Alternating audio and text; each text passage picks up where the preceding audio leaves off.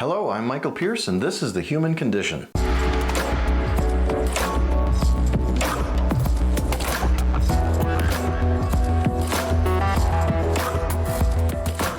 Today our topic is how to improve your genes. So we're all born with some genes, and those genes are from our parents, and they're a combination of our father and our mother. And those genes are with us for the rest of our lives, we think. That's not a false statement, it's true. They are with us for the rest of our lives, and we can't really change our genes. There are drug companies that are doing gene therapy to do just that, to give you basically a virus that will infect your body and change your genes. And that might be a solution for some people, but I don't know that I want that for me and for most people. I don't think that that's a proportional solution for the average kind of thing that happens to people. For severe situations, yeah, maybe, but not for the everyday stuff.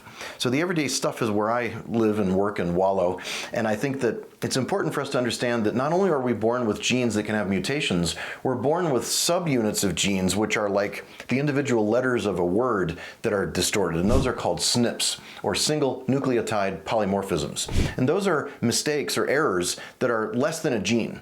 And so those happen as well as genes, and they have errors. If you have an actual genetic error, you have what's called an inborn error of metabolism in medicine. An inborn error of metabolism is a genetic disease that's measured by measuring your genes. And so if your genes have those gaps or problems in them, then you're told that you have that genetic inheritance or tendency. Now, just because you have a gene doesn't mean you're destined to get the illness that goes with that gene. We have a rather reductionist way of looking at genes today, and we tend to find one gene and say, you know, these one or two genes cause this disease, and it doesn't really work that way. First of all, there's not enough genes. We've discovered that there just aren't enough genes to explain all of that when we did the Human Genome Project. And we also know that one of the difficulties that happens with genes is that they can be turned up and they can be turned down like a volume in a stereo.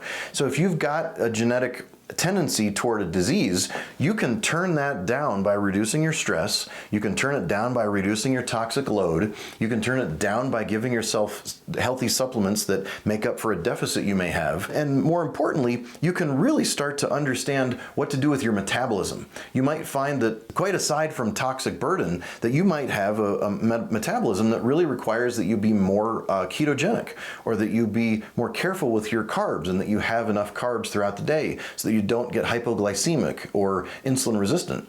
And if that happens, your genes will express themselves, and you can end up triggering your own genetic response that would normally have been silent. Because just because we have a gene doesn't mean that it's turned on. And if we have a gene that's turned on, doesn't mean that we can't turn it back down. So that concept of how to turn genes up and down is the idea that stressors turn bad genes on, and restorative things turn bad genes down or toward off. And you may not turn them off completely, but you have other genes that can offset them, and there's all kinds of things that are in the genetic code that can help us. In fact, we have introns and exons, which are different groups of genetic material, and we don't even know what 97% of our genes do. And so those are called the introns. The exons are the part that we understand. Some 20,000 plus genes that we know we have, which aren't enough to explain genetic disease anyway. The answer that we should be responsibly telling each other is we don't know. We don't know how the system works, and anybody that patents a drug and tells you they know, they don't know. They're trying to sell you a drug. They're trying to sell you a gene therapy, and that's not okay. This field of taking care of your genes is called epigenetics, and there's been a long argument that has basically been won by the epigenetics group over the genetics group, which says which one is more important in health and disease, genes or epigenetic factors. And epi means outside. So epi is beyond or above, and that would be outside the gene. And so that would be things like how much sunlight you get, how much healthy UV versus unhealthy UV you get, how much insulin resistance you're exposed to, how much pesticides, how much poison of any kind, heavy metals, how much insulin resistance and oxidative damage or oxidative stress you get exposed to.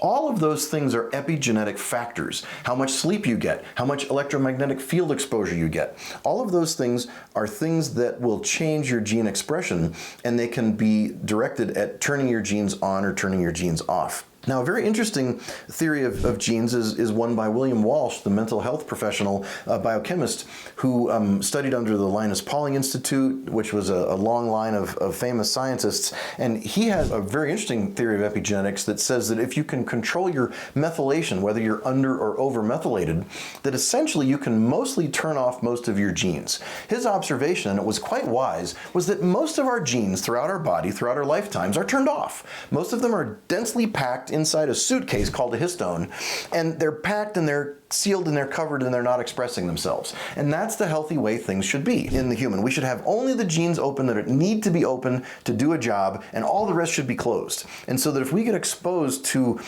problems of methylation and problems of oxidation, oxidative stresses and other types of chemicals and toxins and heavy metals, that we will start to open up genes that we don't need to be open, and many of those are going to be oncogenes, bad genes, cancer genes, genes that came to us from the dinosaur era, old viruses, all kinds of genes for all kinds of stuff that we really don't want and we really don't need, and that are dormant and that are wrapped up and suppressed in our bodies normally, and they get unwrapped when we're exposed to all kinds of environmental and other types of stress. So we want to keep those bottled up. We want to put that genie back in the bottle, and putting that histone genie back in the bottle of your chromosomes and your DNA is the methylation and undermethylation process that Walsh talks about in his book, Nutrient Power. We also want to talk about biochemical individuality. And a lot of times doctors will say, how come different people have different exposures to different drugs and different toxins, and some people are more sensitive to grain or insulin resistance or dairy protein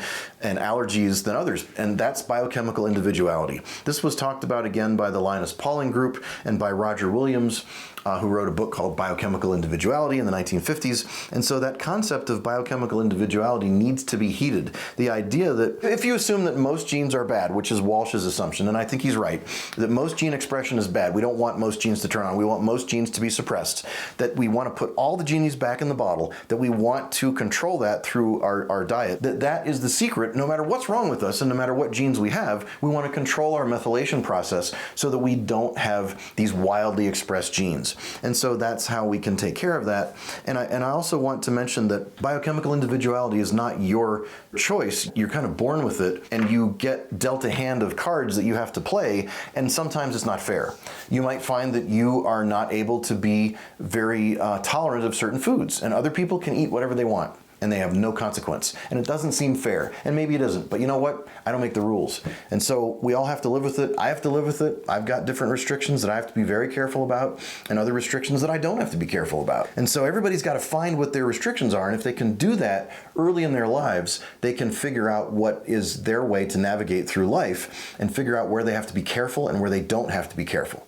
So that is the level of strictness to your diet and the level of adherence that you might have to make toward a supplement program and a supplement regimen. It isn't fair, and I understand that. And last, I want to mention that stress and MTBI or concussion can really give your brain an impaired control of your genetic exposure, and so you can have a nervous system that's under stress, and it will signal your genes to turn on all those bad oncogenes and stress genes and bad genes. So keep your stress level low, meditate, go to the sauna, take time off, take a bath, read a book, go for a walk, do yoga, do Pilates, get a chiropractic adjustment, get acupuncture, go to your therapist, get neurofeedback, whatever it is for you. Go for a drive. Some of you may be adrenaline junkies and that's actually balancing for you, which is great. Then just go jump off a cliff with a parachute or whatever is your flavor of adventure fun. That whatever makes you feel healthy for stress management is great for you as long as you're safe. So just be aware, head impacts and falls and whiplash can trigger these genes to turn on.